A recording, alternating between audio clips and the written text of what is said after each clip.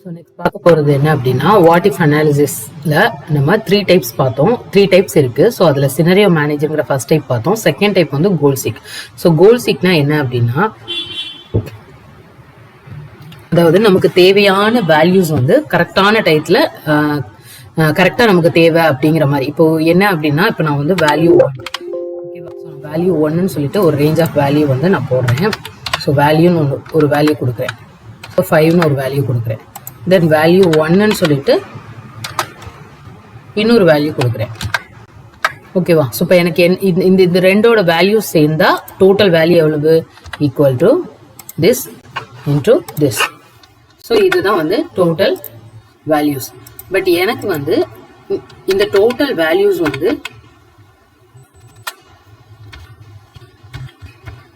இந்த total values வந்து 35 இருக்கிற இந்த வேல்யூஸ் இருக்கிற இடத்துல எனக்கு 50ங்கிற வேல்யூஸ் வரணும். ஸோ அப்போ அதில் எந்த வேல்யூ வந்து நம்ம சேஞ்ச் பண்ணணும், இல்லை நான் இந்த வேல்யூ சேஞ்ச் பண்ணணும்னு நினைக்கிறேன், அந்த இடத்துல அதாவது இந்த செல்லில் இருக்க வேல்யூவோ இல்லை இந்த செல்லில் இருக்க வேல்யூவை சேஞ்ச் பண்ணணும்னு நினைக்கிறேன். ஸோ இந்த செல்லில் 5ங்கிற வேல்யூக்கு பதிலாக எந்த வேல்யூ போட்டால் எனக்கு 50 வரும் அப்படின்னா, நம்ம வந்து 6, 7 இந்த மாதிரி நம்ம போட்டு பார்த்துக்கிட்டு 6, தென் இந்த இடத்துல வந்து 7 போட்டு பார்க்குறது, அப்புறம் 8 போட்டு பார்க்குறது, இப்படி வந்து நம்ம ஒன்றொன்னா செக் பண்ணி பார்த்து நம்ம யூஸ் பண்ண முடியாது. ஸோ நம்ம இப்போ என்ன பண்ணலாம்னா, அதுக்கு தான் கோல் சீக் வந்து யூஸ் ஆகும். ஸோ கோல் சீக்குனா நமக்கு தேவையான find the right input for the value you want. உங்களுக்கு என்ன தேவையோ அதை கரெக்டான இன்புட்டை அது கொடுக்கும். ஸோ அதான் கோல் சீக்னு சொல்லுவாங்க. ஸோ கோல் சீக்குள்ளே போங்க. ஸோ இப்போ நான் கிளிக் பண்ணிடுறேன். ஸோ செட் வேல்யூ வந்து C6 எடுத்துருக்கு. ஸோ 2 வேல்யூ அந்த இடத்துல என்ன வேல்யூ வேணும்னு கேட்குது. நான் வந்து இப்போ வந்து 70ங்கிற வேல்யூ வேணும் அப்படின்னு சொல்கிறேன், இல்லை 50ங்கிற வேல்யூ வேணும் அப்படின்னு சொல்லி சொல்கிறோம் அப்படின்னா, ஸோ பை சேஞ்சிங் செல் எந்த செல்ஸை சேஞ்ச் பண்ணணும்னு கேட்குறான். ஸோ நான் என்ன கேட்குறேன், வேல்யூ 1 சேஞ்ச் பண்ணாலும் பண்ணலாம், இல்லை 5 சேஞ்ச் பண்ணாலும் பண்ணலாம். வேல்யூ 1 சேஞ்ச் பண்ணணும்னு சொல்கிறேன். ஸோ இப்போ கொடுங்க, ஓகே கொடுத்து பாருங்கள். So target value 50, current value 50. இப்போ நான் ஓகே கொடுத்துறேன். இதை ஓகே கொடுத்தேன்னா சேம் வேல்யூ வந்துடும். நான் என்ன வேல்யூ கேட்டனோ அந்த வேல்யூ நமக்கு கிடைக்கும். இதுதான் கோல் சீக்னு சொல்லுவோம். ஸோ இதோட இன்னொரு கான்செப்ட்னா பேக் சால்விங். இதை இன்னொரு கான்செப்ட், இன்னொரு நேம், இதை வந்து பேக் சால்விங்னு சொல்லலாம். ஸோ இப்போ இதுக்கு இன்னொரு எக்ஸாம்பிள் என்ன அப்படிங்கிறத பார்க்கலாம். இப்போ வந்து எனக்கு ஒரு யூனிட் சோல்டு எவ்வளோங்கிறது கொடுத்துருக்கு, ரேட் எவ்வளோ. இப்போ வந்து எக்ஸாம்பிளுக்கு ஒரு அரிசி மண்டி இருக்குது. ஸோ இப்போ அதில் அந்த இடத்துல வந்து அவனோட ஓன் அரிசி மண்டியில் 1 கிலோ அரிசி வந்து 68 rupees அப்படின்னு சொல்லிட்டு விற்கிறான். ஸோ அந்த இடத்துல 500 kg ஆஃப் ரைஸ் வந்து சேல் ஆயிருக்கு. ஸோ இப்போ அவனுக்கு டோட்டல் வேல்யூ எவ்வளவு? 34,000. ஏன்னா 1 கிலோ ரைஸோட 1 kg ரைஸ் வந்து 68 rupees, 500 வந்து சோல்ட் ஆயிருக்கு. So this into this 34,000 amount வந்து அவன் கையில் இருக்குது. பட் இப்போ அவனுக்கு 2 lakh வந்து எனக்கு கையில் என்னோட லாபம் வேணும் அப்படின்னா, நான் எத்தனை